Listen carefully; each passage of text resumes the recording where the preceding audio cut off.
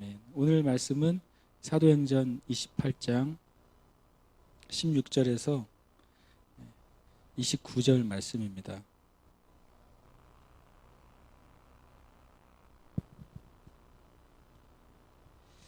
함께 말씀 읽겠습니다.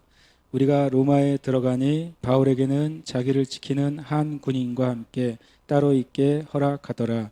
사흘 후에 바울이 유대인 중 높은 사람들을 청하여 그들이 모인 후에 이르되, 여러분 형제들아, 내가 이스라엘 백성이나 우리 조상의 관습을 배척한 일이 없는데 예루살렘에서 로마인의 손에 죄수로 내준 바 되었으니 로마인은 나를 신문하여 죽일 죄목이 없으므로 석방하려 하였으나 유대인들이 반대하기로 내가 마지 못하여 가이사에게 상소함이요 내 민족을 고발하려는 것이 아니니라.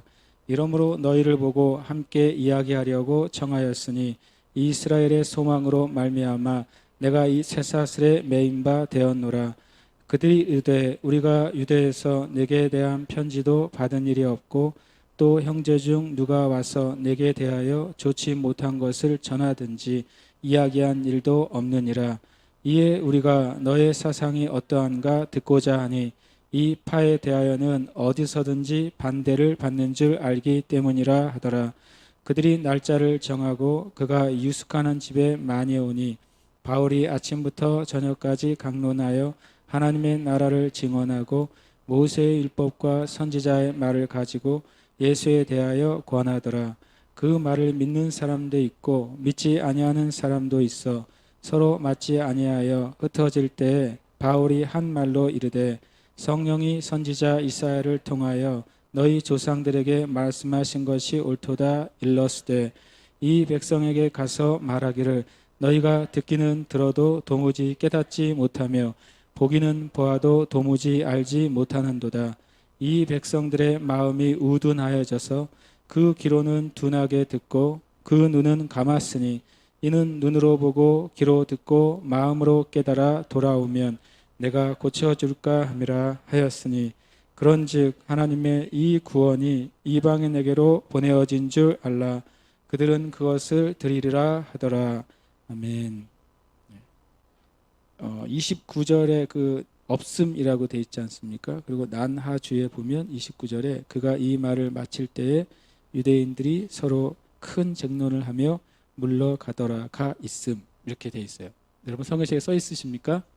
네. 근데 실은 영어 성경책은 아예 그게 본문에 들어와 있습니다. 한글 성경은 이제 어떤 사본에는 있다, 어떤 사본에는 없다라고 말하지만 대부분의 영어 성경은 그것이 29절이 들어와 있는 상태로 많이 되어 있고, 물론 나나줄에 되어 있는 곳도 있습니다. 29절까지 제가 한 이유는 그 밑에 있는 그가 이 말을 마침에 유대인들이 서로 큰 쟁론을 하며 물러가더라, 요까지를 제가 하는 겁니다. 할렐루야.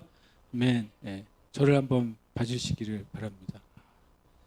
다 잘생기셨군요. 그렇게 말을 해야지. 거울을 보는 것처럼 이렇게 보니까 이렇게 말해야 돼요.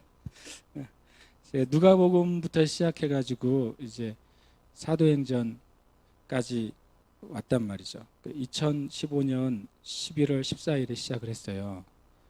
그래가지고 지금 이제 다음 주면은 별 특별한 일이 없으면 이제 2절 남겨놓고 있는데, 그러면 하나님께서 누가를 통해서, 사도 누가를 통해 이게 예수님의 복음에 대해서, 그리고 또 성령님을 통해서 초대교회에 흘러간 복음에 대해서, 예수님을 통해서 성령님이 역사하신 사실이 이제 누가복음이고, 또 교회와 사도들과 성도들을 통해서 성령께서 역사하신 이야기가 사도행전이란 말이죠. 처음에는 이 사도행전과 누가복음이 하나의 이렇게 쌍둥이 문서라고 불려지면서 같이 전달이 됐습니다. 한 사람의 글이기 때문에. 그래서 제가 누가복음부터 이제 말씀을 2015년이죠. 11월 14일부터 큰맘 먹고 시작을 했는데, 이게 이렇게까지 길어질 줄은 꿈에도 생각을 못했습니다. 하루에 한 장씩만 하면 금방 끝나겠거니 싶었는데, 날짜로 치면 지금 4년이 됐고, 날짜로 치면 1324일이 걸렸어요. 다음 주에 7일을 더하면 1331일이 걸렸어요. 제가 그냥 무슨 말씀 드리고 싶냐면 말씀 한 말씀 한 말씀을 이렇게 묵상하면서 또 읽고 나누는 것이 이렇게 다 나누지도 못했는데 이렇게 긴 시간이 필요하구나 그런 생각을 제가 가지면서 그럼에도 불구하고 이 성경 말씀 전체에 대해서 내가 얼마나 진지하게 말씀을 읽고 나누고 있는가 그런 생각을 제가 주님 앞에 가져요. 아마 제가 누가복음 사도행전 하는 동안에 많은 때로는 정확하지 않은 말씀을 나눴을 수도 있고 때로는 지나고 나면 내가 왜 이 말씀과 진리를 빠뜨렸을까 하는 부분도 다시 누가복음 사도행전 읽을 때 굉장히 많습니다. 그러함에도 불구하고 우리가 말씀을 읽고 또 묵상하는 것을 포기하지 않아야 되겠다. 여러분 말씀 읽는 사람 포기하지 마시기를 축복합니다. 예전에 아주 한 7, 8년 된 것 같은데 우리 교회에 이제 탈북민 사역을 하시는 목사님이 오셔서 그때 우리가 탈북민 한 45명인가요? 하고 캠프를 했던 적이 있습니다. 기억이 나십니까? 그때 이제 제가 그 탈북민 형제 자매들에게 전도 폭발 훈련을 그때 같이 했었는데 그때 그 교회 그 목사님 지금도 이제 가끔 저한테 소식을 전해 주시는데 탈북민들이 내려와서 예수 믿게 되면 이제 캠프를 한답니다. 10개월짜리 캠프를 하는데 같이 먹고 자고 하는 거죠. 교회가 있고 교회 옆에 그냥 숙소고 같이 먹고 자면서 한국 사회에 대해서도 적응이 안 돼 있고 그리고 예수님을 탈북하는 과정에서 예수님을 만났긴 했지만 성경에 대해서 복음에서 잘 모르잖아요. 그래서 그분들하고 뭘 하냐고 물어봤더니 하루에 10시간 이제 섬기는 그 교회 형제 자매들이 밥을 해주고 하루에 10시간 동안 MP3 성경 그 통독하는 성경 파일로 그거를 이제 2배 빠르기로 해서 이제 하루에 10시간씩 듣는데요. 10개월을 하면 100번 읽는데요, 성경을. 첫 번째는 첫 번째 읽을 때는 그냥 성경은 성경이고 나는 나잖아요. 그러니까 성경 오히려 심지어 너무 빠르니까 넘기기도 힘들 정도였다가 그리고 지금 북한 사투리하고 지금 한국 표준말하고 좀 다르잖아요. 그러니까 처음에 적응이 안 된대요. 그냥 10독쯤 하면 이제 눈에 들어온답니다. 그리고 100독쯤 하면은 그 목사님 말로는 어디 다른 목사님들 설교하는 집회에 데려가기가 무섭대요. 갔다 와서 불평을 한대요. 왜 그 목사님은 그 성경 구절을 잘못 말했는가? 성경엔 그런 내용이 없는데 왜 자꾸 그런 내용으로 설교를 하시는가 하고 이제 불평불만을 한대요. 성경 한 100독쯤 읽으면 성경에 무슨 내용인지 빠삭해진다는 거예요.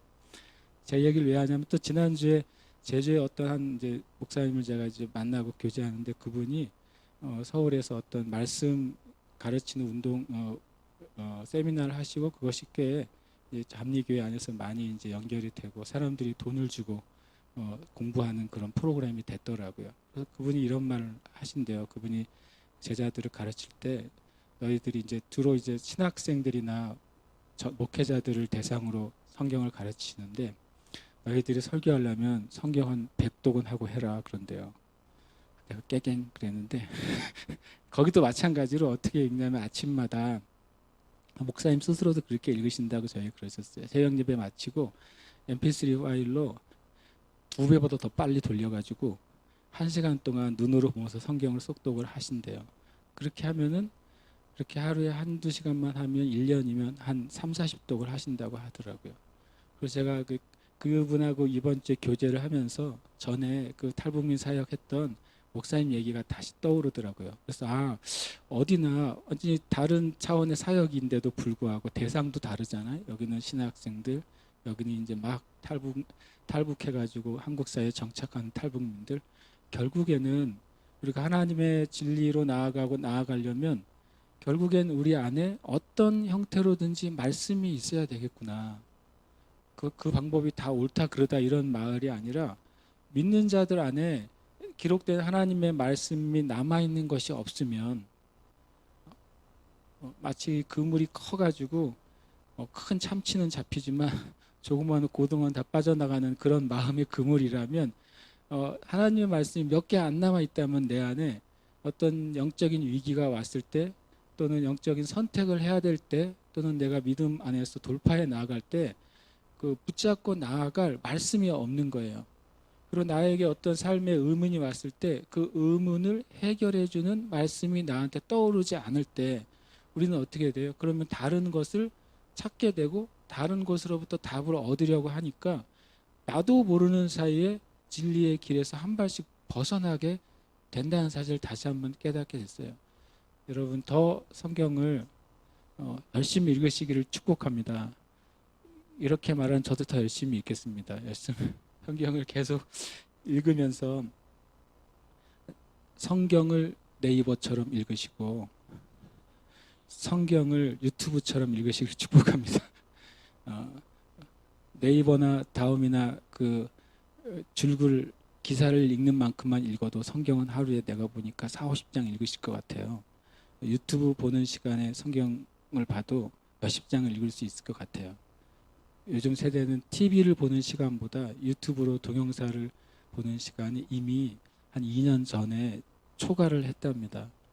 그러니까 우리가 그 많은 시간들 안에 많은 부분을 하나님의 말씀을 읽게 된다면, 그래서 진짜 성경의 말씀 그대로 말씀이 꿀송이 같고 정말 달다면 자다가도 벌떡 일어나 가지고 성경이 읽고 싶어지게 되기를 축복합니다. 시편 119편에 보면 다윗이 그러잖아요. 내가 주님의 말씀 때문에 자다가 7번 깨어서 주님을 찬양한다고. 밤 11시에 자서 6시에 일어나면 매 시간마다 일어나야 돼요. 그래가지고 말씀을 보고서 찬양하고 다시 자야 돼요. 다윗이 그렇게 살았으니까 20년간을 쫓기고 계속 왕위를 인정받지 못하는 동안에도 다윗이 중심을 잃지 않고 또 믿음을 잃지 않고 많은 고통과 고난을 견뎌낼 수 있었던 것 같아요. 그래서 저도 이 사도행전이 이제 마지막 시간에 이제 다음 주면은 이제 정말 사도행전 종강인데, 그래서 많은 생각을 제가 하게 됐어요. 나는 내가 목사로서 진짜 말씀을 사랑하고 기뻐하고 즐거워하는가? 설교하려고 내가 말씀을 읽는다면 나는 목사가 직업이구나. 설교가 학원 강사구나. 그렇게 되고 싶지는 않은 거예요. 그러나 당연히 설교를 해야 되기 때문에 말씀도 읽지만 그 말씀을 읽는 말씀이 나에게 정말 그 내 영의 기쁨과 즐거움과 한량없는 은혜가 정말 됐으면 좋겠다. 그런 마음을 늘 갖는데, 여러분이 기도해 주실 때도 그렇게 기도해 주세요. 제가 설교하는 자판기가 되지 않게 해주시고 정말 말씀을 사랑하는 목사가 되도록 기도해 주시길 축복해요. 한국교회 목회자들은 정말 숙명적으로 많은 양의 설교를 하게 되잖아요. 그러니까 제가 화요일 날 그 부산에 가 있는 동안에 하루 새벽 예배를 안 하면 일단 6일 동안 새벽 설교를 하게 되죠. 그다음에 수요일, 금요일 하게 됩니다. 그 다음에 부산과 서울 가서 3번을 하게 됩니다. 그다음에 주일날 어린이 주일 영광 오후 예배 하면 3번을 더 하게 됩니다. 그러니까 일주일에 15번 정도 왔다 갔다 한 설교를 하게 돼요. 그러니까 이게 잘못하면 자판기가 되는 거예요. 잘못하면 내가 무슨 말을 하는지도 모르고 설교할 수도 있어요. 새벽엔 또 제정신이 아니잖아요. 내가 지금 읽고 있는 게 오늘도 민수기를 읽으면서 민수기를 읽는지 민수기를 부르는지 모르겠어요. 그래서 깨어있지 않으면 하나님 앞에 좀 말씀 앞에 서기가 어려운 면도 있어요. 그래서 여러분이 주님 저를 위해서도 기도하실 때 우리 목사님이 설교할 때 헛소리 하지 않게 해주시고 말씀을 바로 깨닫게 해주시고 진짜 말씀을 사랑하는 사람이 되게 달라고. 그래야 여러분에게 아무래도 유익이지 않겠어요. 그렇습니다. 오늘 제가 나누고 싶은 거는 마지막 이제 사도 바울이 이제 드디어 로마에 입성을 했어요. 정말 천신만고의 고통과 많은 우여곡절 끝으로 드디어 로마에 꿈에도 그리던 로마에 사도 바울의 그 전체 사역을 한 25년 정도로 보는 분들이 있거든요. 여기서 이제 2년 동안 나중에 감옥에 있다가 한 번 석방이 되고요. 2차 투옥이 된 다음에 64년, 65년 이 사이에 네로 황제 시절에 감옥에서 목배임을 당해서 순교를 당하세요. 그러니까 이 때는 거의 사도 바울의 사역의 거의 후반부, 한 몇 년 남기지 않는 때 이야기고, 그때 돼서야 로마에 들어가요. 제가 굉장히 감회가 놀랍다고 느낀 것이, 주님이 처음 다메섹에서 사도 바울을 만나셨을 때, 사울을 만나셨을 때, 내가 널 이방의 사도로 부르겠다. 그리고 네가 이방의 왕들 앞에서 나의 복음을 전할 것이라 그랬잖아요. 근데 그 이방의 왕 중의 왕, 최고의 왕, 로마의 왕 앞에서 복음을 전하는 게 몇 년 걸렸냐면 최소 20몇 년 걸린 거예요. 이 첫 번째 주신 부르심이 말 그대로 성취되는데 20몇 년이 걸렸어요. 그래서 제가 주님의 부르심을 끝까지 붙잡는 게 정말 쉬운 게 아니구나, 그 생각을 갖게 됐어요. 그리고 생각해 보니까 아브라함도 주님이 75세에 부르시고 내가 너를 통해 네가 복의 근원이 되고 모든 민족이 너를 통해 복을 받을 것이다. 그리고 또 밤에 불러내셔서 너의 자손이 하늘의 별과 같이 바다의 모래같이 될 것이다. 이렇게 말씀하셔놓고 달랑 평생에 제대로 준 아들은 달랑 25년 후에 한 명이에요. 어떻게 생각하세요? 그게 부르심이 성취된 걸까요?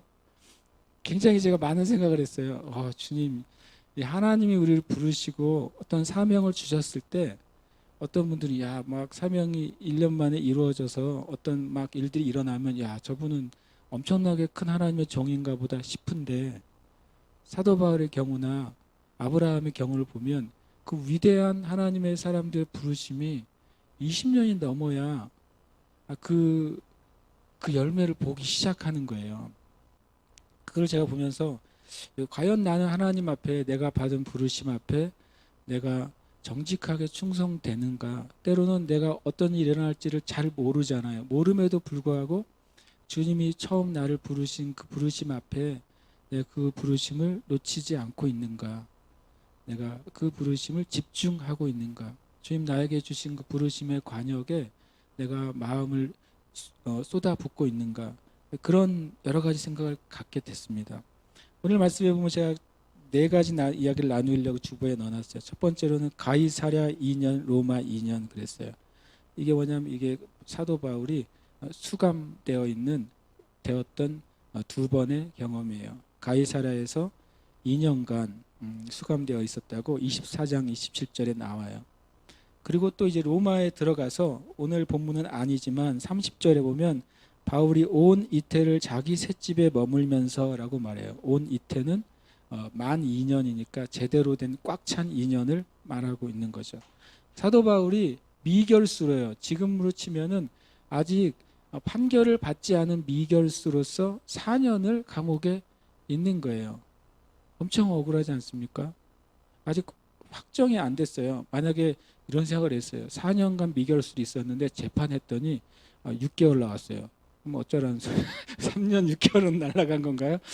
그러니까 이 사도 바울은 부당해요. 굉장히 부당한 감옥살이를 4년째 하고 있는 거죠. 그럼에도 불구하고 사도 바울이 그것을 자기가 감내합니다. 왜냐하면 이것을 통해 하나님이 그 부르심을 성취하시고자 한다는 사실을 이해했어요.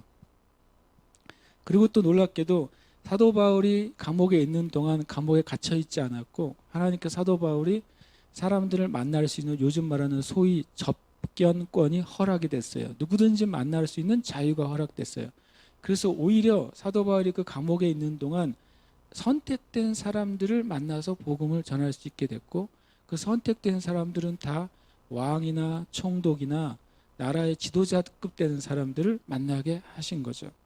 오히려 마귀가 이렇게 폭동을 일으키고 루머와 거짓말을 통해서 하나님의 사도를 감옥에 가두고 그를 생명을 위협했지만, 놀랍게도 사람은 가뒀지만 사도 바울을 통해서 복음이 흘러가는 것을 가두지는 못했어요.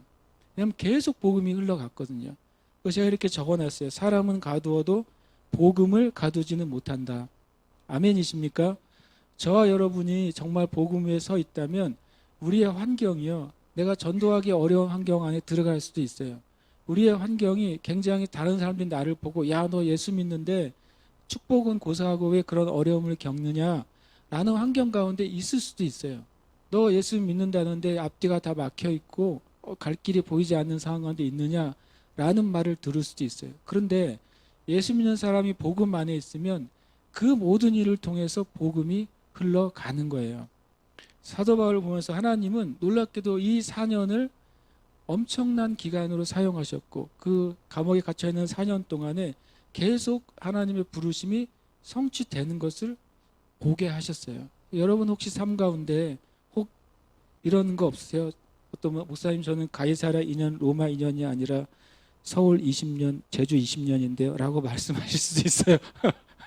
그럴지라도 하나님께서 우리가 복음 안에 있으면 사도 바울도 그랬잖아요. 우리가 사방으로 우겨쌈을 당하도 쌓이지 아니하는 것이 그리스도인들이다. 여러분 믿음 안에서 이렇게 고백하셔야 돼요. 이런 상황들을 여러분 믿음으로 싸우는 상황이 있다면 이 상황이 내 영을 가둘 수 없으며 이 상황에 내가 주님을 예배하는 것을 가둘 수 없고 이 상황에 내가 믿음으로 승리하는 것을 막을 수 없다. 이렇게 선포하시길 축복합니다. 두 번째로는 똑같이 마찬가지예요. 이것을 제가 적용할 때 어떤 신자, 어떤 믿는 자의 상황이 그 사람의 믿음을 제한하지 못합니다. 제 책을 정리하다가 조그만 소책자가 감옥 생활에서 찬송 생활로라는 아주 오래된 소책자가 있었어요. 옛날에 읽었던 책인데 2차 대전 당시에 이제 나치 독일에 잡혀갔던 크리스찬 어떤 공군 장교 이야기예요. 그래서 감옥에 갇혔단 말이죠. 감옥에 갇혔고 이 감옥이란 것이 감옥이 아니라 연병장 같은데 쇠창살을 해놓고 그 밑에 사람들을 가두는 거예요. 그러니까 비가 오면 비를 맞고 눈이 오면 눈을 맞고 그러니까 이제 거기에 있다가 죽으라는 소리죠. 마치 개를 가두듯이 위에서 왔다 갔다 하면서 보초를 서고 그러니까 보초에 그 안에 있는 잡힌 전우들이 계속 한 명씩 죽어가는 거예요. 고문 때문에 죽어가기도 하지만 그 환경과 상황이 너무 열악하니까 그리고 감옥의 개인의 독방도 완전히 누울 수도 없고 일어날 수도 없는 애매한 마치 상자 같은 그런 감옥 안에 갇히게 된 거죠. 계속 날마다 전우들이 죽어가요. 그래서 이 장교도 자기도 이제 죽을 날이 얼마 안 남았구나 이렇게 생각하고 있는데 그 안에 이제 믿음이 있었고 하나님에 대해서 믿음을 가지고 있었어요. 그래서 그가 내가 이렇게 죽는 것보다 내가 죽을지라도 주님을 찬양하면서 죽어야 되겠다 하는 그런 마음을 하나님께서 주세요. 그래서 그 감옥 생활 안에서 찬양을 하기 시작하는 거죠. 시간이 날 때마다 어렸을 때 불렀던 찬송가부터 시작해가지고 계속 찬양을 하기 시작하는 거예요. 처음에는 그 찬양이 마냥 즐겁지만 않았겠죠. 그리고 그러나 그것이 찬양이 계속 흘러나올 때 그 장교의 심령에 그 하나님의 기쁨과 영광이 가득하게 됐어요. 그러니까 그 감옥 생활이 오히려 야 주님을 예배하기에 딱 좋은 아무도 방해받지 않고 죽을 때까지 예배할 수 있는 좋은 장소구나 이렇게 바뀌게 되고 찬양하기 시작합니다. 그러니까 그 소리를 들었던 간수들이 처음에 그를 핍박하다가 그 찬양을 듣다 보니까 그렇게 마음이 나쁘지 않은 거예요. 그래서 간수들도 마음이 전쟁 안에 있는 군인들이 다 즐겁겠습니까? 다 괴롭고 힘들지 않겠어요? 이기는 나라의 군인들이나 지는 나라의 군인들이라 전쟁은 잔인하고 괴로운 일이에요. 그래서 그 사람의 찬양이 간수들에게까지 영향을 주고 내 목소리가 옆에서 죽어가는 전우에게도 그 찬양이 흘러가서 그 계속 감옥 생활 내내 그 찬양으로 말미암아 사람들이 죽지 않기 시작하는 거예요. 그 나중에 2차 대전이 끝났고 그들이 이제 이제 연합군이 와서 그들을 풀어줬어요. 모든 다른 장소에 있던 감옥에 있었던 그 군인들은 대부분이 죽었는데 이 장교가 있던 그 부대가 잡혀있던 그 군대 안에 있는 그 군인들은 대부분의 사람들이 생존하게 됐다는 거예요. 그러니까 제목이 그거예요. 감옥 생활에서 찬송 생활로. 그리고 우리가 우리의 신자의 상황이 신자의 믿음을 제한할 수 없어요. 왜냐하면 우리 안에 있는 믿음, 우리 안에 주신 그 영생의 소망이라고 하는 것은 환경과 상황과 관계가 없는 놀라운 생명이기 때문에 우리가 그것을 붙잡을 때 얼마든지 그 제한을 뛰어넘을 수 있습니다. 우리가 그렇게 되기를 또한 축복합니다. 또 마찬가지로 세 번째, 세상의 죄악이 교회의 부흥을 막을 수가 없어요. 왜냐하면 굳이 표현한다면 지금의 교회들, 북한의 교회나 중국의 교회나 어떤 무슬림권에 있는 교회들도 극심한 핍박과 고통과 죽음의 위기 가운데 있는 것이 사실이죠. 그러나 만약에 전 국가적인 또는 전 민족적인 박해의 기준으로 본다면 로마 시대의 그 박해는 엄청나게 가혹했고 역사 가운데 몇 번 볼 수 없는 박해였을 거예요. 황제가 아주 도모를 해서 유대인들이나 크리스찬들을 한꺼번에 살해하고 도륙하고 오히려 죽이면서 그들의 그 술을 즐기는 그런 대상으로 조롱거리로 삶을 이렇게 박해를 했던 시절은 몇몇 없는 것이죠. 지금도 무슬림권이나 그런 데서 박해를 받고 순교하시는 분들이 있는 것과 같이 로마 시대는 그들의 원형 경기장에서 밤에 술을 마시고 운동 경기를 즐기는데 그리스도인들의 그 몸을 횃불로 사용했단 말이에요. 그 밤에 극장을 즐기는데 횃불이 아깝다고 그리스도인들을 묶어놓고 그들을 태워서 그 불로 등을 밤을 밝히면서 그들의 그 유의를 즐겼을 만큼 그렇게 잔인하고 악랄한 핍박이 로마 시대에 있었단 말이에요. 그런데도 놀랍게도요, 역사상 가장 위대한 교회의 부흥은 그때가 있었어요. 예수님께서 죽으시고 부활하시고 승천하신 이후 오순절날 성령님이 임하신 다음에 약 300년간이 기독교 역사상 가장 위대한 부흥의 시기예요. 가장 위대한 영성의 시기예요. 아직도 그 300년간의 영성을 이 시대의 그리스도인들이 따라가지를 못하고 있어요. 300년간의 하나님을 위한 헌신을 따라가지를 못하고 있단 말이에요. 그러니까 이 세상의 죄악이나 혹 핍박이 교회의 부흥을 막을 수가 없습니다. 지금 우리나라에도 반기독교 정서가 많고 또 반기독교 미디어도 많아요. 그러니까 어떤 분들은 야, 우리나라 교회 핍박의 시기에 들어서는가 혹은 반기독교의 시기에 들어서는가, 들어설 수 있죠. 그렇게 또 되지 않도록 우리가 당연히 기도해야 되겠지만 그렇다 할지라도 그것이 이 대한민국에 있는 교회의 진정한 부흥을 막을 수는 없는 것입니다. 오히려 교회가 하나님 앞에 복음 앞에 설 때 오히려 교회의 부흥이 그것을 뛰어넘어서 타오르게 될 겁니다. 그래서 우리가 그 믿음을 더 갖게 되시기를 축복합니다. 그다음에 두 번째, 내가 여기 있는 이유를 아는 게 너무 중요하다는 것을 깨닫게 됐어요. 사도 바울이 17절에 보시면 유대인 중에 높은 사람들을 청해서 자기가 이 로마에 오게 된 경위를 설명합니다. 이것은 자발적으로 사람들을 모았어요. 이건 재판이 아니라 유대인들의 지도자들을 모아서 설명을 합니다. 그런데 갈라디아서 2장 2절도 보면은 사도 바울은 제가 사사로이 높은 사람들에게 가서 복음을 전했다, 이런 말을 합니다. 그리고 디모데전서 2장에도 너희가 기도와 간구와 감사 간구를 하되 도고를 하되 먼저 누구를 위해서 하라고요? 높은 사람들을 위해서 기도하라고 말하고 있어요. 그걸 보면 사도 바울의 그 선교 전략 가운데 의외의 선교 전략이 뭐냐면 그 지역과 나라와 어떤 그 집단의 리더들에게 복음을 전하는 거였어요.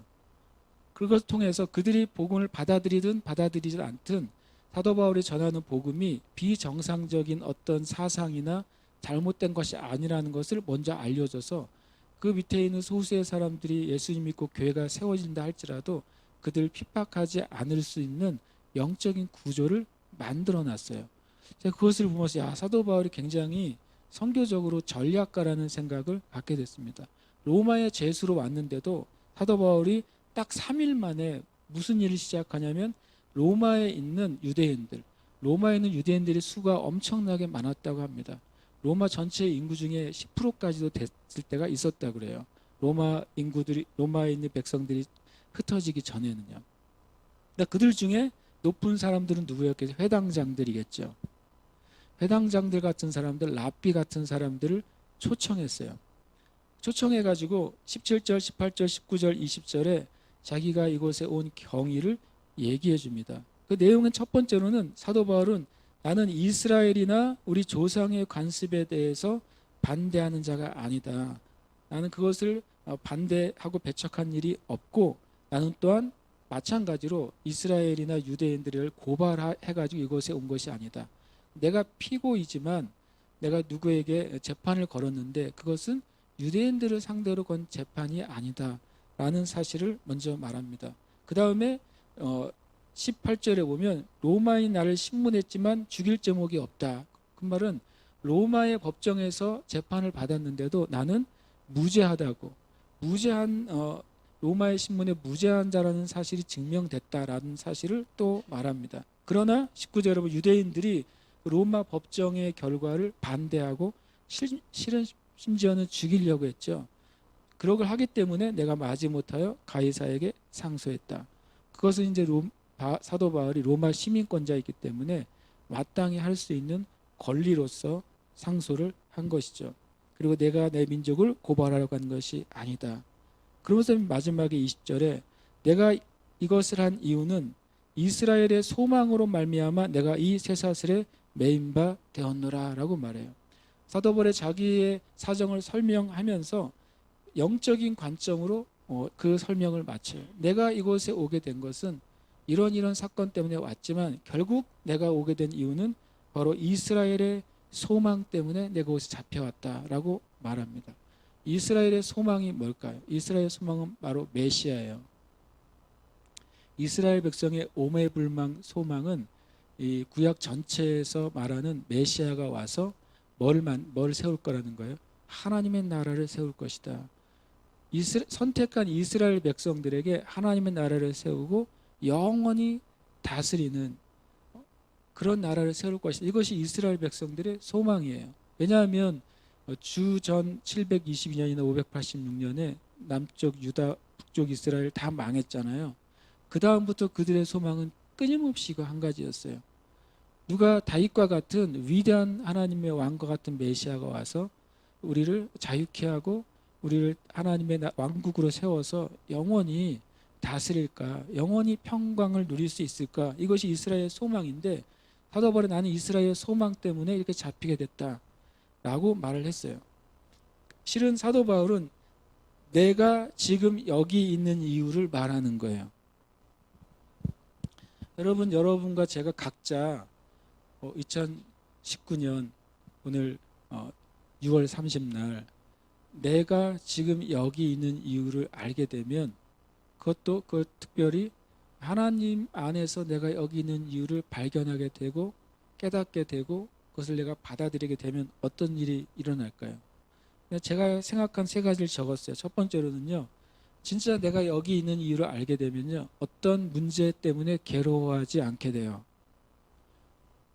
때로는 심지어는 어떤 문제에 부딪히면 내가 여기 있는 이유가 이루어지기 위해서 내가 이것을 견뎌내거나 이겨내야 될 문제구나 라고 하면서 웰컴할 수도 있어요.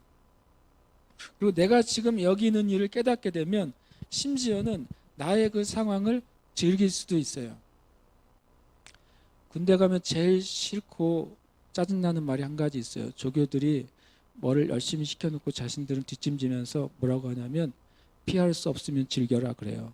따라하게 하거든요. 피할 수 없으면 즐겨라. 우리는 뭐라고 너나 그래라 이렇게 말하는데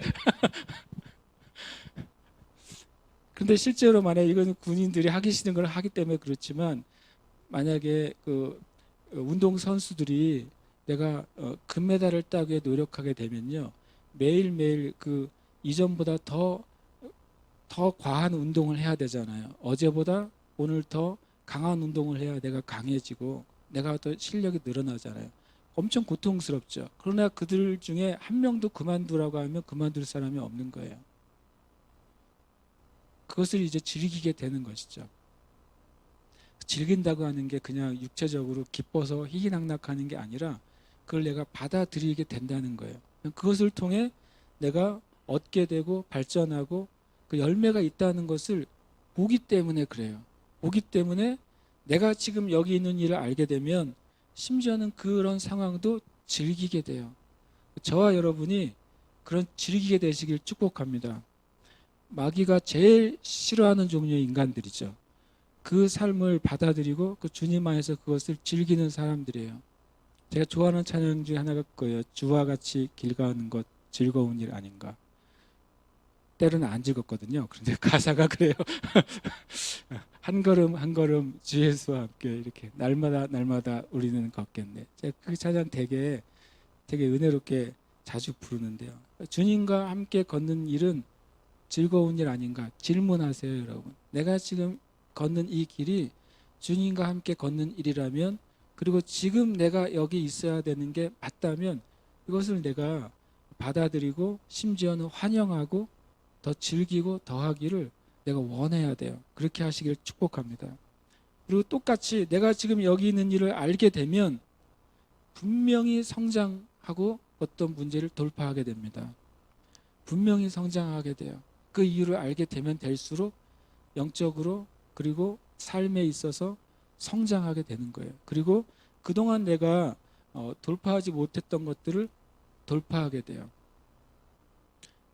공부를 하다가도 되게 하다 안 되다가도 포기하면 그 문제가 안 풀리는데, 계속 열심히 하는 사람은 어느 순간 그 문제가 확 열리는 것을 많이 느낀다 그래요. 우리의 삶에도 이 내가 지금 여기 있는 일을 알게 되면 저 여러분이 주님 앞에 해야 되고 또 하고 있는 일들의 그 의미와 기쁨과 즐거움을 찾으면 반드시 열매를 우리가 보게 될 줄 믿습니다. 아멘. 우리가 주님을 예배하는 것, 뭐 12시간 예배든 24시간 예배든 또는 지역의 항구를 도는 예배든, 저는 주님 앞에 그것이 좋은 일이라고 믿어요. 그래서 우리가 계속 기회를 주실 때마다 가서 예배 드리는 것이 하나님이 기뻐하신다고 믿어요. 우리가 그것을 그냥 하는 것이죠. 그래서 그것이 하나님이 우리 이 교회에 주신 주님의 일이라는 걸 믿으면 그것을 즐기면서 기쁘게 할 수 있는 거예요. 그러니까 복음을 전하는 일도 마찬가지죠. 여러분, 복음을 전하면 전할수록 무엇을 만날까요? 복음에 반대하는 사람들을 더 많이 만나게 돼요. 그럴 때 만약에 그것이 주님이 나에게 주신 지금 하라고 하신 일이라고 믿게 되면 그 반대나 또는 저주나 욕이나 그 하는 모든 것들은 오히려 내가 주님 나라에 굉장히 즐거움이 될 수도 있어요. 주님이 분명히 말씀하셨거든요. 내 이름으로 말미암아 너희가 핍박을 당하고 욕을 들으면 기뻐하고 즐거워하라. 이것은 기뻐하고 즐거워라고 하는 것은 반복이 아니라 기쁨이 계속 확장되는 것을 얘기하는 거예요. 기뻐하고 더 기뻐해라. 왜냐하면 하나님 나라의 상이 크다. 그걸 믿으라는 것이죠. 여러분과 제가 여러분이 하나님 맡겨주신 그 일 포기하지 마시길 축복합니다. 포기하지 마세요. 주님이 여러분에게 이것이 내 삶의 부르심이고 비전이고 내가 하나님 안에서 하나님의 영광을 위해서 하기를 원하신 일이라고 믿으신다면 그것을 포기하지 마세요. 주님이 다른 방향으로 새롭게 인도하실 때까지는 절대로 포기하지 마시길 축복해요. 그리고 주님이 그 열매를 허락하실 것입니다. 근데 여기서 이제 사도 바울이 내가 이스라엘의 소망을 이남이라고 말하고 있잖아요. 이스라엘의 소망은 뭐냐면 조금 전에 말했지만 바로 하나님의 나라와 예수 그리스도예요. 이스라엘의 소망은 한마디로 말하면 메시아인데, 사도 바울이 뭐라고 말을 하고 있냐면 23절에 보면 이렇게 말합니다. 그들이 날짜를 정하고 그가 유숙하는 집에 많이 오니 바울이 아침부터 저녁까지 강론하여. 역시 엄청 대단한 분이세요. 아침부터 저녁까지. 아침부터 저녁까지 고지고대로 하면 12시간을 말하는 것이죠. 12시간 동안 강론을 했는데 두 가지 주제로 강론했어요. 하나님 나라가 첫 번째 주제였어요.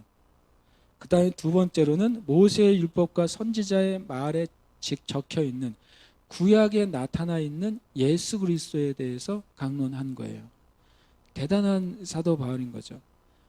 성경을 가지고 말했을지 모르겠지만 가지고 말했을 가능성이 없죠. 왜냐하면 당시에 다 두루마리 성경이었기 때문에 한 장소에 성경 구약의 39권이 다 모여있는 회당이 몇 개 없었다고 그래요. 개인 소장은 당연히 엄두도 내지 못하는 거죠. 근데 그때 이 창세기에서부터 말라기를 가지고 하나님의 나라가 무엇인지를 사도 바울이 쫙 풀어냈어요. 그리고 창세기부터 말라기까지 걸쳐 숨겨져 있는 예수 그리스도에 대한 진리를 풀어냈어요. 신약이 없을 때예요. 마태복음이 없을 때예요. 요한계시록이 없을 때예요. 구약을 가지고 예수 그리스도가 바로 그 메시아라는 사실을 그것을 증명해낸 거예요.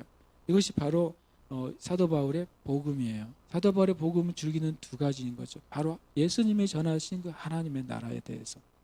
그 하나님의 나라가 우리 가운데 임하려면 진정한 회개와 진정한 회심이 필요하다는 것을 말씀하고 있는 거예요.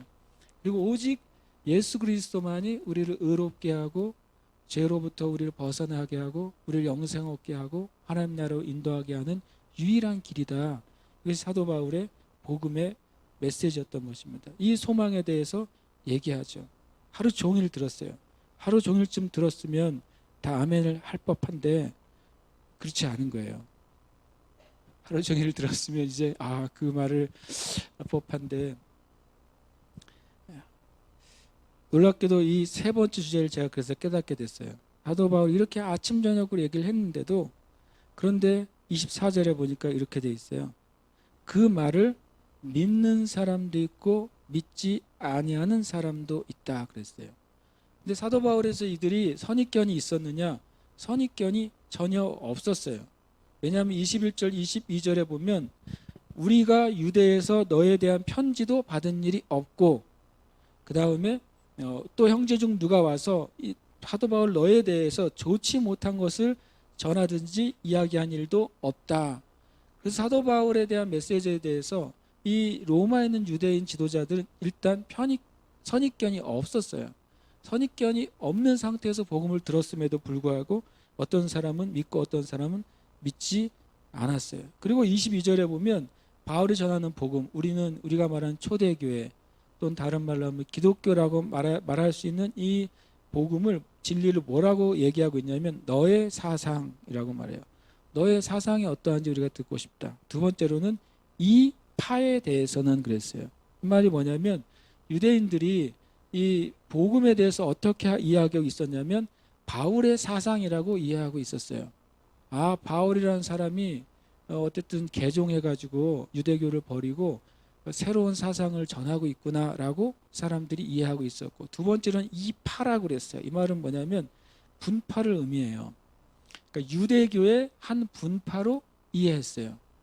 전체 유대교 가운데 예수를 믿는 한 분파가 있구나. 마치 유대교 안에도 뭐 힐렐 학파, 무슨 학파라고 하는 랍비 계열의 분파가 있었거든요. 그것처럼 랍비 나사렛 예수 파가 되는 거죠. 그렇게 이해하고 있었기 때문에 이들에게는 전 이해가 없이 그냥 바울의 복음을 들을 수가 있었어요. 그런데도 불구하고 24절에 그 말을 믿는 사람도 있고 믿지 않는 사람도 있었어요. 여러분, 진리가 전해지면 어떤 일이 일어날까요? 진짜 진리가 전해지면 전해질수록 어떤 일이 일어날까요? 다 회개하고 주님께 돌아올까요? 오히려 반대의 일이 일어난다고 주님은 말씀하시는 것을 보게 돼요. 진리가 전해지면 어떤 일이 벌어지냐면요, 나누어지는 일이 벌어져요. 누가복음 12장 49절부터 이렇게 말씀하고 있어요. 내가 불을 땅에 던지러 왔노니 이 불이 이미 붙었으면 내가 무엇을 원하리요? 나는 받을 세례가 있으나 그것이 이루어지기까지 나의 답답함이 어떠하겠느냐? 내가 세상에 화평을 주려고 온 줄로 아느냐? 내가 너에게 이르노니 아니라 도리어 분쟁하게 하려 함이로라. 이후부터 한 집에 5사람이 있어 분쟁하되 셋이 둘과 둘이 셋과 하리니 아버지가 아들과 아들이 아버지와 어머니와 어머니가 딸과 딸이 어머니와 시어머니가 며느리와 며느리가 시어머니와 분쟁하리라. 여긴 마음에 나누이리라라는 단어로 되어 있어요. 진리가 진짜 임하면 놀랍게도 표면적으로는 분쟁이 일어나는데 진리 전쟁이 일어나는 것이죠. 한 가정에 복음이 전해지고 믿는 자가 생기면 그 가정에 분쟁이 생겨요. 그럼 다른 사람들이 이렇게 말하죠. 아니, 예수 믿었는데 왜 이렇게 집안이 시끄러워? 이렇게 되는 거예요. 예수 믿었으면 잘 돼야 되는 거 아니야? 근데 왜 이렇게 집안이 날마다 시끄러워? 전에 제가 그 연세중앙교회라고 아십니까? 연세중앙교회 윤석전 목사님이라고 있어요. 그분에 대해서 이제 오해하는 분도 있고 많은데, 어쨌든 제가 한번 간증을 듣다가 나는 그분을 나는 어떤 방식으로든 아무 말도 말아야지 생각했어요. 왜냐면 그분의 간증을 듣고 너무 깜짝 놀랐거든요. 그분의 어머니가 정말 목숨 걸고 예수님 믿는 어머니였던 거죠. 예수 안 믿고 술 마시는 남편에게 시집을 갔는데, 이 어머니가 교회를 간다 그러면 일단 맞고 때리고 시작을 하는 거예요. 일단 엄청 패는 거죠. 교회에 가는 것 자체에 대해서. 그러면 엄청 두들겨 맞고 교회에 가는 거예요. 가지 말라고 두들겨 맞았는데 교회 가죠. 교회 갔다 와서 다시 또 갔다 왔다고 두들겨 맞는 거죠. 그 집안 사람들이 저 집안은 언제 살인이 날지 모른다 그랬대요. 어렸을 때. 하루가 멀다 하고 계속 그 남편이 아내를 패는데, 그 이유는 단 하나예요. 가지 말라는 교회, 믿지 말라는 예수 믿는다는 것 때문에 패는 거죠. 그 사이에서 그 목사님이 태어났단 말이에요. 다행히도 감사하게도 어머니의 신앙을 받았어요. 그래서 어렸을 때 초등학교 때부터 교회를 가는데, 어느 날 아버지가 너 교회 가지 마라 그렇게 말한 거죠. 근데 이 유석정 목사님이 그래요. 그럴 때는 아무 대답도 하면 안 된대요. 예도 하면 안 되고 아니요도 하면 안 된대요. 예라고 했다가 나중에 가면 거짓말 하는 게 되고, 아니요 했다 그러면 내 입으로 복음을 부인하게 되니까 절대로 할 수 없고, 그때는 아무 말도 안 한대요. 그럼 어떻게 되겠어요? 아무 말도 안 한다고 맞는 거죠.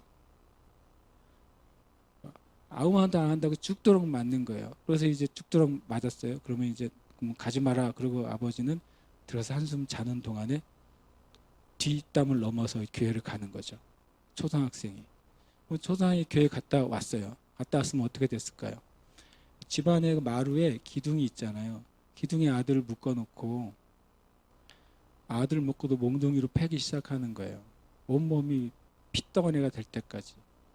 그래도 죽어도 대답을 안 하는 거죠. 다시 교회 갈래? 그러면 네도 아니고 아니오도 아닌 거예요. 그러니까 이 엄마 닮아서 지독한 놈, 그렇게 맨날 그렇게 맞은 거예요.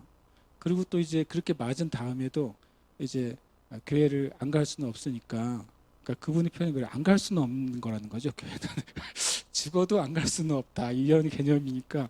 그 다음에 또 교회를 가서 주일날 가서 앉아 있는 거죠. 주일 예배 때, 어린이 예배 때 가서 앉아 있으면 갑자기 뒤에서 누가 자기 목도리를 꽉 잡는데요. 아버지가 쫓아온 거예요. 쫓아와서 그 목도리를 잡고서 그 초등학생 아이를 끌고 나가는 거예요. 나가서 교회 앞에 있는 바위에 아이를 던지는 거예요. 자기 아들을. 죽으라고 던지는 건 마찬가지죠. 근데 그 사람이 이런 말씀 하시더라고요. 자기는 분명히 아버지의 손에 잡혀가지고 앞에 보이는 큰 바위에 던져졌대요.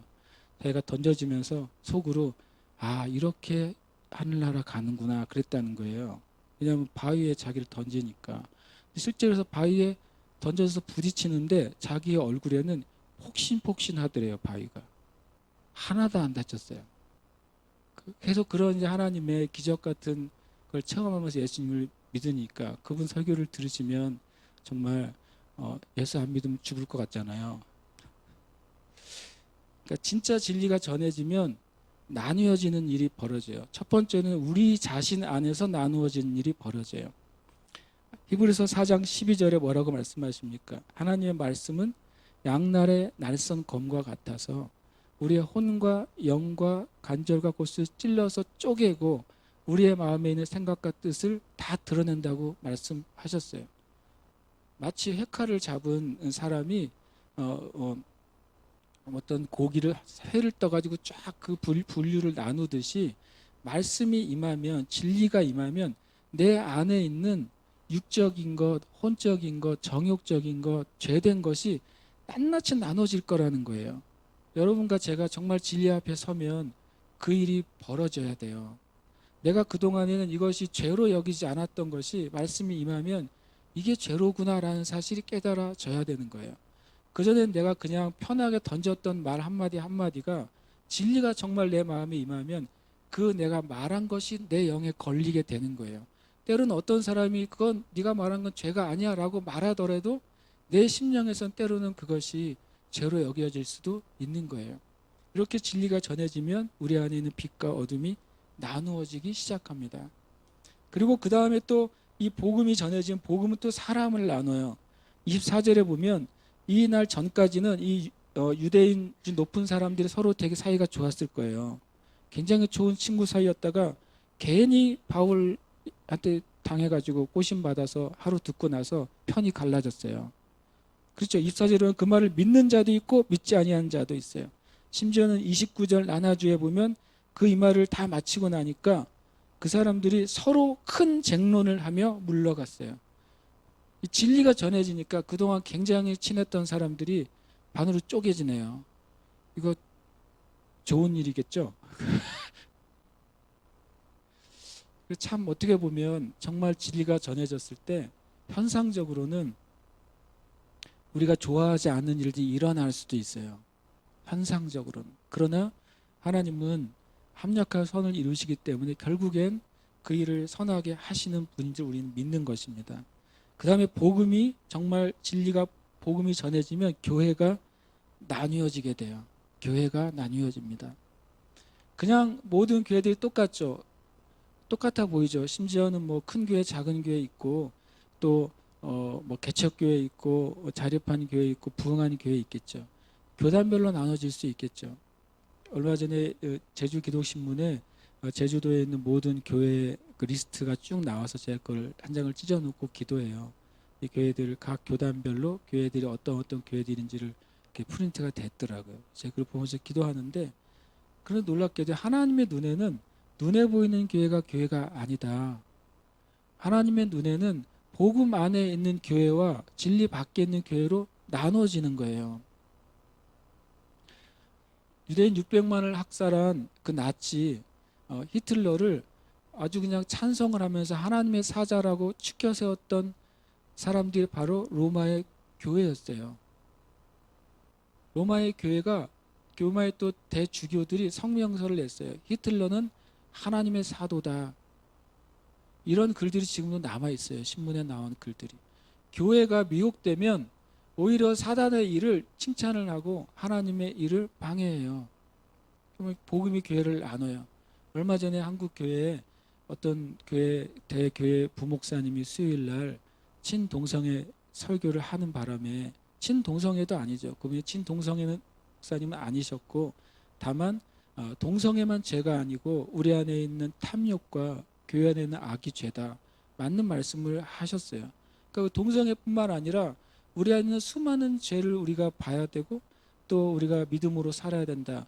그러면은 참 맞는 말이에요. 근데 그 중에 적절하지 않은 몇 개의 문장이 있었던 거죠. 동성애를 반대해서 그 동성애 퍼레이드 앞에 들어 누워 눕고 안 된다고 하는 사람들은 마치 꼰대와 같다는 표현을 썼어요.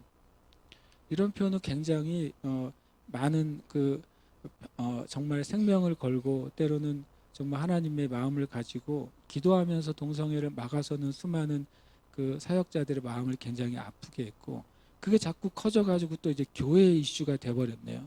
또 담임 목사님의 이슈가 돼버리고 일파만파 막 커져서 보니까 댓글을 보니까 말 그대로 교회가 나누어지는 거예요. 아주 극단적으로 나누어지는 거예요. 그것도 별로 좋지 않아요, 실은요. 서로 욕하면서 나누어지니까. 하나님 원하시는 것도 아니죠. 그러나 분명히 하나님이 이 세대에 대해서 죄에 대해서 말씀하실 때 진짜 복음이 들어가면 교회가 나눠질 수밖에 없어요. 그것을 타협하는 목회자도 나올 수 있고 타협하는 성도도 나올 수 있고 타협하는 교회, 타협하는 교단도 나올 수 있는 거예요. 심지어 영국 성공회가 이런 말도 했어요. 최근에 성공회 기사가 나온 걸 제가 스크랩에 놓고 영국 성공회를 위해서 기도했는데 영국 성공회는 기독교와 같이 봅니다. 개신교하고. 근데 그 영국 성공회가 최근에 영국에 있는 그 교회들이 성도들이 주일날 잘 못 나오니까 그리고 또 많은 직업군 때문에 주일날 소위 우리가 말하는 주일 성수를 할 수 없는 상황이 된다고 느끼니까 영국 성공회가 이런 말을 했어요. 우리 주일 예배를 의무적으로 하지 말자. 교회가 주일 예배 우리 교회는 주일 예배 안 드려요. 그래도 성공회 차원에서 제재하지 말자. 이런 이야기를 시작했어요. 예배에 대해서 타협하기 시작하면 무너지는 거예요. 교회는. 주님 앞에 드려지는 예배가 타협되고 그게 미뤄지면 무너지는 거예요. 그 기사를 읽자마자 이분들은 성경에 모이기를 패하는 자들의 어떠한 습관과 같이 너희는 그렇게 하지 말라. 주님이 오는 날에 가까우면 가까울수록 더욱 권해서 서로 모여라 라고 하는 성경 구절이 그분들에게는 없는가? 이런 생각이 제가 들더라고요. 끊임없이 진리가 전해지면 분명히 나눠지는 일이 일어나요. 그러면 나눠지는 일을 통해서 하나님은 놀라운 하나님 일을 하시게 될 것입니다. 그래서 마지막으로 제가 하고 싶은 거예요. 복음과 진리가 있어요. 좋아하든 싫어하든 있는 거죠. 내가 듣고 싶어하든 듣기 싫어하든 있는 거예요. 어떤 분은 이렇게 얘기하더라고요. 교회 가면 매주 똑같은 소리를 해요. 그래서 내가 가만히 생각해 봤죠. 나도 그런가? 그래가지고 깔때기예요, 깔때기. 마태복음을 얘기해도 그 얘기로 끝나고 마가복음을 얘기해도 그 얘기로 끝나고 창세기를 얘기해서 그 얘기로 끝나고 그게 뭐예요? 예수 믿으라는 얘기고 회개하라는 얘기고 믿음으로 살고 하나님 나라를 사모하라는 얘기잖아요. 그러니까 그분 보기에는 맨날 똑같은 얘기라고 들리는 거예요. 그래서 제가 생각했어요. 우리가 복음의 진리에 복종이 되면 그렇게 안 들리는데요. 복종이 안 되면 교회가 맨날 같은 얘기만 하는 것처럼 들리게 되는구나. 제가 그 생각을 갖게 됐어요.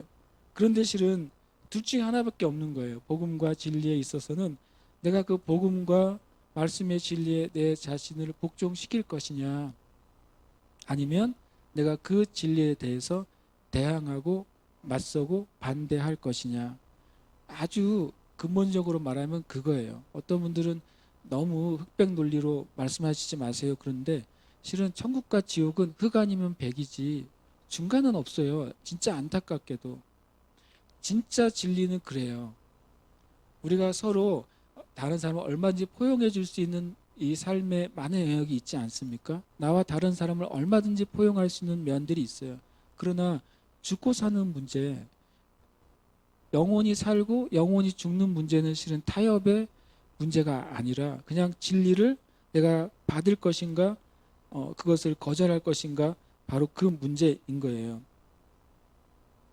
그럼 무엇에 복종을 방해하는가? 26절, 27절에 보면 이들이 그 하나님의 말씀을 받았을 때 이렇게 복종하지 않게 된 이유를 뭐라고 말했냐? 너희가 듣기는 들어도 깨닫지 못하고 보기는 보아도 알지 못하고 마음이 우둔하여져서 귀로는 둔하게 듣고 그 눈은 감았으니 이는 눈으로 보고 귀로 듣고 마음으로 깨달아 돌아오면 내가 고쳐줄까 함이라. 이것이 그들의 마음 안에 있는 생각이란 말이죠. 왜 고침받는 걸 싫어할까요? 요한복음 2장에 보면 죄를 사랑하는 사람은요, 복음을 통해서 고침받기를 원치 않는다 그랬어요. 내가 예수를 믿으면 내가 하던 그 죄를 멈춰야 된다는 사실을 누가 알아요? 내 영이 아는 거예요. 내가 예수를 믿으면 내가 몰래 즐기던 이 일을 멈춰야 된다는 사실을 내 영이 아는 거예요. 그래서 고침받기를 싫어하게 돼요. 그러니까 어떻게 돼요? 듣긴 들어도 깨닫지 못하게 되고 보긴 보아도 보지 못하게 돼요. 그것을 성경은 미혹이라고 그래요. 미혹은요, 예수 믿지 않는 사람에게도 미혹이 있고 예수 믿는 사람에게도 미혹이 있어요. 예수 믿지 않는 사람에 대한 미혹은 고린도후서 4장 4절에 이렇게 말씀하세요. 그 중에 이 세상의 신이 믿지 아니하는 자들의 마음을 혼미하게 하여 그리스도의 영광의 복음의 광채가 비치지 못하게 함이니라고 말해요. 믿지 않는 자들에 대한 미혹은 뭐냐면 복음 자체를 듣지 못하게 하는 미혹이에요. 계속 그 복음에 가려져서 복음을 들을 때 그 말을 진지하게 듣지 못하게 하고 바로 듣지 못하게 하는 그런 미혹이 온 열방에 있는 거예요. 그러면 예수 믿는 사람들은 뭘 하겠어요? 미혹을 깨는 것은 진리를 더 진리답게 말하는 거예요.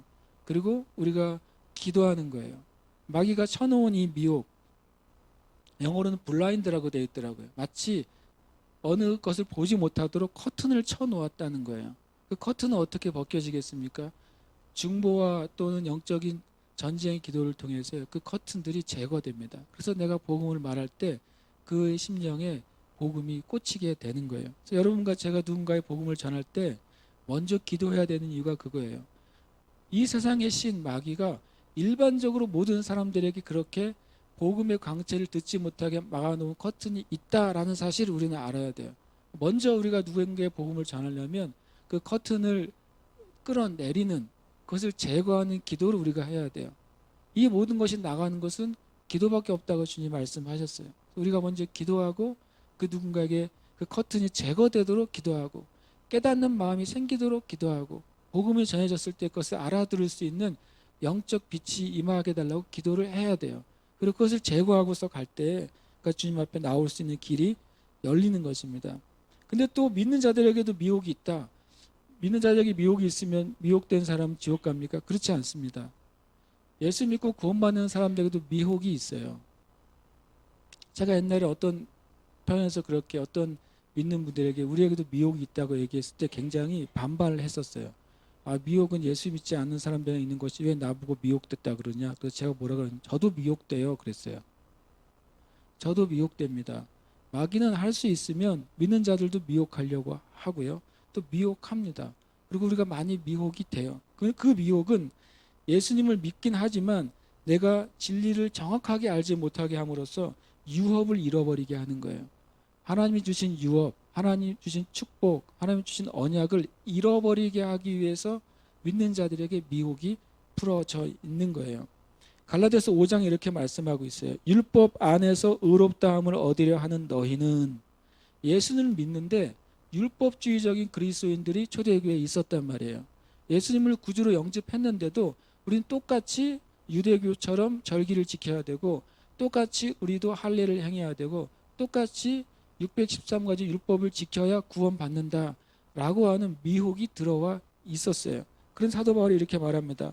그리스도 안에서 끊어지고 은혜에서 떨어지게 될 것이다. 그리고 이렇게 말합니다. 그리스도 예수 안에서 할례나 무할례나 효력이 없으되 사랑으로서 역사하는 믿음뿐이니라. 너희가 다름질을 잘 하더니 누가 너희를 막아 진리를 순종하지 못하게 하더냐. 이것이 미혹이에요. 우리가 믿음의 다름질을 잘 하고 있는데 누가 너희를 막아, 중간에 다름질을 막아서 가지고 진리에 순종하지 못하게 만드는 것이 믿는 자들 안에 있는 미혹이고 교회 안에 있는 미혹인 거예요. 적절한 타협이 때로는 현상적으로는 좋을 수도 있어요.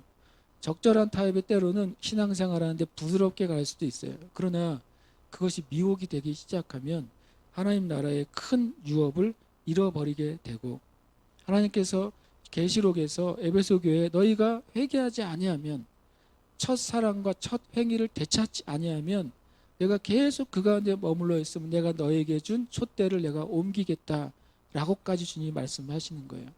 저와 여러분이 주님 앞에 이미 예수 믿은 여러분이 내 삶에 이런 종류의 미혹을 허용하지 않아야 되겠다라고 하는 마음을 가지시길 축복합니다.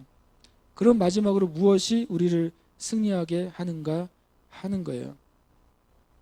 답은 복종이에요. 우리는 하나님과 하나님의 말씀에 복종함으로써 승리합니다.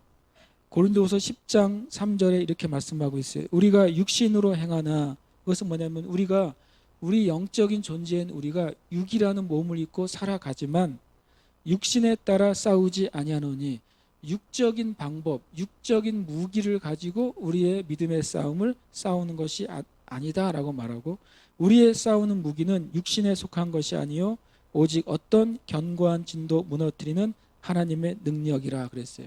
우리가 싸우는 것은 하나님으로부터 오는 능력이다. 하나님으로부터는 강력이 나에게 부어질 때 내가 이 영적인 믿음의 싸움에서 승리하게 된다라고 말해요. 곧장 이어서 그러면 도대체 누구에게 하나님의 능력이 임할 것인가 하는 문제예요. 우리의 믿음의 싸움은 하나님으로부터는 능력으로만 이길 수 있는데 도대체 그 능력은 누구에게 임할 것인가? 그러면 누가 그 능력을 가지고 승리하게 될 것인가? 곧 이어서 뭐라고 말씀하시냐면 오직 어떠한 견고한지도 무너뜨릴 하나님의 능력인데 모든 이론을 무너뜨리며 하나님을 아는 것을 대적하여 높아진 것을 다 무너뜨리고 모든 생각을 사로잡아 그리스도에게 복종하게 하니 너희의 복종이 온전하게 될 때 모든 복종하지 않는 것을 벌하려고 준비하는 중에 있노라. 주님이 지금 활시위를 당겨서 여러분을 향해서 오는 그 적들을 향해서 쏘시려고 다 준비가 되어 있으시다는 거예요. 근데 딱 하나예요. 왜냐하면 하나님과 그 적 사이에 우리가 뻣뻣하게 서 있는 거예요. 그래서 내가 하나님 앞에 복종하고 엎드려야 내가 가로막고 있는 그 적의 정체가 드러나게 되는 거예요. 주님이 그때 그 적의 심장을 향해 활을 쏘실 수 있어요. 그것은 뭐냐면 바로 우리의 생각과 사상이라고 말씀하는 거죠. 나의 생각, 나의 기준, 그리고 나의 경험을 계속 붙잡고 하나님 앞에서 내가 맞서기 시작하면 하나님은 절대로 우리의 삶 가운데 있는 그 대적을 제거하지 못하세요. 왜냐하면 내가 하나님과 그 대적 사이를 가로막고 내가 서 있는 거예요. 하나님 우리를 사랑하시기 때문에 우리의 심장을 향해 쏘시지는 않으시는 거예요. 내 생각을, 내 기준을, 이 세상의 기준을 내가 꺾어버리고 하나님 앞에, 그 진리 앞에 내가 엎드리면 이제 하나님이 그 적을 완벽하게 무너뜨리실 수 있으신 거예요. 저도 마찬가지로 주님 앞에 가끔 이 기도를 드려요. 주님, 내가 아직도 내 안에 갖고 있는 나의 어떤 무지함, 실은 이 하나님 앞에 미혹은요, 무지함으로부터 오거든요. 진리를 바로 알지 못할 때 미혹이 자리를 잡는 거예요. 내가 주님 앞에 잘못된 그 미혹이 있습니까? 라고 기도하게 돼요.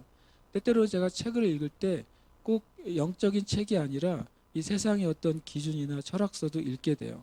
그때마다 제가 주님 앞에 늘 기도합니다. 주님, 제가 이 하나님께 속하지 않은 책을 필요하기 때문에 읽습니다. 그런데 여기서 말하는 주장하는 사고 방식과 어떤 마인드나 어떤 그런 스피릿이 내가 진리 위에 서는데 방해가 되지 않게 해달라고, 제가 이 책을 읽으면서 이 책에 있는 걸 분별하게 해달라고 제가 기도할 수밖에 없어요. 왜냐하면 저도 부족한 자이기 때문에 주님 앞에 온전히 복종되게 해달라고 기도하는 것이죠.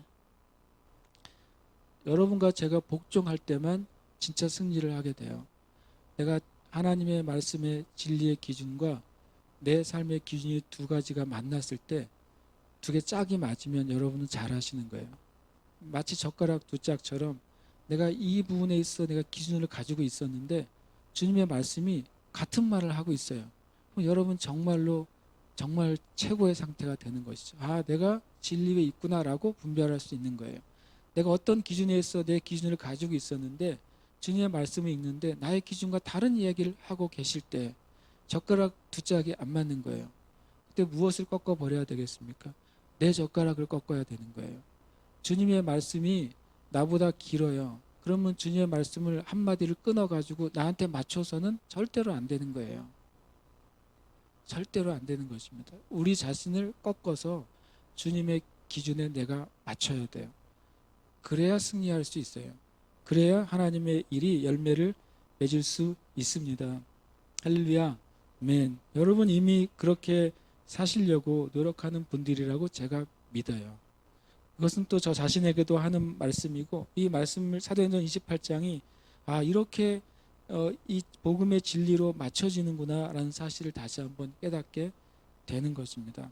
같이 이 시간 우리가 기도하십시다. 기도할 때 하나님 아버지, 여러분이 처한 영적인 상황, 또 재정적인 상황, 환경적인 상황, 또 육신의 건강의 상황, 또 오랫동안 기도하는데 아직 성취지 않는 상황, 또 주변에 불신자들이 있거나 주변에 복음을 반대하는 가운데 있는 상황, 여러분 많은 시간 동안 인내하며 견뎠던 상황들이 있는 분들이 있을 것입니다. 그러나 우리가 오늘 나눈 것처럼 주님, 그 상황이 내가 하나님 안에서 그것이 가로막히지 않을 것입니다. 내가 그 상황을 뛰어넘는 자가 될 것이고 내가 복음으로 그것을 뛰어넘는 자가 될 것입니다. 오히려 더 적극적으로 기도하실 때 주님, 주님의 진리의 빛을 저에게 비춰주셔서 내 영에 있는 주님 육적인 것들, 내 영에 있는 세상적인 것들을 찔러서 쪼개 주시옵소서. 그래서 제가 주님 앞에 복종되기를 원하고 진정한 승리를 얻기를 원합니다. 우리가 주님 앞에 말씀을 생각하시면서 기도하겠습니다. 하나님 아버지, 주님께 감사합니다. 이 시간 다시 한번 주님 앞에 나아갑니다. 성령님, 이 시간 임재하시고 하나님, 우리 안에 하나님의 빛이 비추어 주셔서 하나님, 내 안에 숨겨진 것이 드러나게 해 주옵소서. 주님, 제 안에 숨겨진 것이 드러나게 해주시고, 아직도 진리에 의해서 나눠지지 않는 생각이 있습니까? 아직도 진리의 기준 앞에 서 있지 않는 나의 주장이 있습니까? 아직도 진리가 무엇인지 알지 못하는 영역이 있습니까? 하나님 아버지, 이 시간 교회와 성도들 가운데 또 제 안에 주님 진리의 빛을 비춰주시고 하나님 말씀 안에서 주님 바른 기준들이 세워지게 해 주옵소서. 이 집은 진리의 기둥과 터라고 말씀하셨습니다. 하나님, 교회는 진리의 기둥, 진리의 터로 세워지는 것입니다. 하나님, 우리가 성경에서 말씀하시는 참된 것이 무엇인지 알게 해 주시옵소서. 그 참된 것이 주님 내 생각과 부딪힐 때 하나님, 그것을 내 생각을 버리고 과감하게 주님의 생각과 주님의 기준에 복종시키는 삶이 되게 하여 주옵소서. 주님, 이 시간 저리 간과하오니 제 안에 있는 모든 미혹들, 점과 음과 티와 주름잡힌 것과 같은 작은 미혹들까지도 주님께서 나타내 주시고 주님께서 깨닫게 하여 주옵소서. 사랑하는 그 자녀들 가운데 있는 어떤 조그만 미혹도 완전히 제거되게 해주시고 순전한 복음, 온전한 진리 안에 설 수 있도록 주여 은혜를 허락하여 주옵소서. 복음의 진리가 전해질수록 우리 안에 하나님 아버지 나누어지는 아버지 일이 일어납니다. 하나님아, 이때 두려워하지 않게 해주시고 오히려 진리 안에 바로 설 때에 진정한 승리, 진정한 열매를 우리가 보게 될 것을 믿습니다. 하나님아, 그 자매들의 삶 가운데, 그 믿음의 삶 가운데 있고 도전의 상황 가운데 있고 오랫동안 그 부르심 안에 서 있는 상황 가운데 있는 그 자매들 가운데 주님 믿음을 더하여 주시옵시고 뒤로 물러가지 않게 하여 주시옵소서. 진리는 영원하다는 것을 주님과 믿게 해 주옵소서. 이 세상과 이 세상에 속한 것은 다 사라질 것이지만 하나님께 속한 진리만 영원할 것이라고 말씀하셨습니다. 하나님의 나라는 영원하다고 말씀하셨습니다. 우리 안에 주어진 이 생명, 우리 안에 주어진 거듭난 이 영생의 생명이 영원하다고 말씀하셨습니다. 하나님 아버지, 간절히 간구하오니 이 교회 영과 자매들의 삶 가운데 진리가 진리되게 해주시고 복음이 아버지 그들의 상만의 기준이 되도록 주님 은혜를 허락하여 주시옵소서. 성령님, 오늘 이 시간 우리의 심령에 빛을 비춰주시고 하나님 아버지 어둠과 빛이 무엇인지 분별하게 해주시고 하나님의 속한 것과 세상에 속한 것이 무엇인지 분별하게 해주시고 하나님 어둠과 거짓, 참과 진리가 무엇인지 분별할 수 있도록 주님 역사하여 주옵소서. 주님 찬양합니다. 주님 찬양합니다. 주님 경배하며 찬양합니다. 아멘, 아멘. 주님 감사합니다. 주님 찬양합니다. 아버지 하나님 감사합니다. 믿음의 선진들의 삶을 우리에게 보여주셔서 감사합니다. 하나님, 많은 고난과 또 영적인 전투 가운데서도 주님 복음을 포기하지 아니하고 진리를 포기하지 않았던 수많은 믿음의 선진들이 우리 앞에 있는 것을 인해 감사합니다. 이 대한민국의 교회도 수많은 그러한 믿음의 선진들 위에서 세워진 주 예수님의 거룩한 몸이요 집입니다. 하나님, 우리도 주님 그 안에 속해 있습니다. 우리도 이 믿음을 계승하게 해 주시옵소서. 우리도 하나님의 복음의 그 진리를 계승하는 자들이 되게 해 주시옵소서. 그리고 주님, 그 하나님의 일들을 상속받는 자들이 되게 해 주옵소서. 하나님께 속한 것을 상속받는 자의 삶을 살아가도록 축복해 주옵소서. 혹 우리 가운데 점과 흠과 티와 작은 주름과 같이 주님 앞에 나아가는데 온전하지 못하게 하는 작은 미혹들이 있습니까? 하나님 아버지, 빛을 비춰 주시옵소서. 우리가 주님 앞에 우리 자신을 정돈하고 또 교회가 주님 앞에 다시 질서 정하게 주님 정렬되고, 그래서 주님 적진을 향해서 두려움 없이 돌파하며 뛰어넘고 성을 사로잡는 그러한 교회와 성도들이 되도록 축복하여 주시옵소서. 믿음의 싸움을 싸우는 그 자매들이 있습니다. 그 믿음의 어떤 종류의 싸움이든지 주님이 우리와 함께 하시오니 반드시 승리함을 믿습니다. 두려워하지 않게 해주시고 뒤로 물러가지 않게 해주시고 믿음의 전선에서 주님 대열을 흐트러뜨리지 아니하고 믿음으로 서 있도록 주님 힘을 주시고 주님의 호의를 베풀어 주시고 능력을 더해 주시고 하나님의 모든 자원을 공급하여 주시옵소서. 이 시간 주님께 감사함으로 예물을 드릴 때에 그 예물이 쓰여지는 모든 사역마다 놀라운 구원의 열매, 하나님 나라의 영광이 나타나게 하여 주옵소서. 감사드리며 살아계신 예수님 이름으로 기도합니다. 아멘. 우리